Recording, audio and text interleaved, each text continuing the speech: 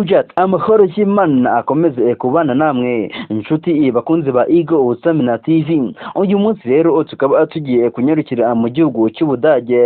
Igihugu cy'Ubudage kigiye gutanga uburenganzira bwo guha Ukraine ibifaru byo mu bwoko bwa Leopard nk'uko byatangajwe kuri uyu wa kabiri na guverinoma. Ikaba ari intambwe nshya iki gihugu cyo mu Burayi giteye mu gufasha Ukraine ubusanzwe cyakunze kugendamo gahoro.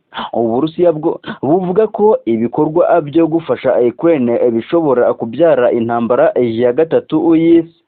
Amakuru arambuye ku bijyanye nk'umubumbe w'ibifaru byifashishwa mu bwirinzi bw'ibitero byo mu kirere Ubudage bugiye guha Ukraine ntarajya ahagaragara, ariko uraza gutangazwa vuba na Minisitiri w'Ingabo Christine mu nama ibera ku birindiro bya gisirikare by'Abanyamerika biri ahitwa Ramstein mu burengerazuba bw'Ubudage. Iyi nama ihuriramo ibihugu bigera kuri 40 birimo Leta Zunze Ubumwe za Amerika, igamije kureba uko Ukraine yakongerwa imbaraga zo guhangana n'Uburusiya bwayiteye mu mezi 3 ashize. Minisitiri w'Ububanyi n'Amahanga w'Uburusiya Sergei Lavrov mu joro ryo kuri uyu wa mbere yakangishije gufata intera kw'intambara ko gushobora no kuvamo intambara y'isi nk'uko tubikesha Europe 1.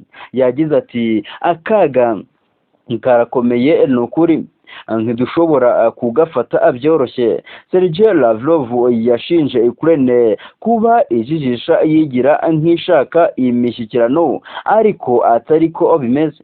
Ashimangira ko bikomeje gutyo ibintu byarushaho kuba bibi, yewe bikarushaho no kudogera.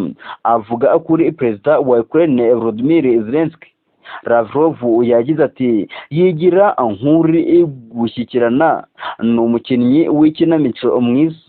Nureba witonze ukanasoma witonze ibyo avuga uzasangamo kwivuguruza kwinshi.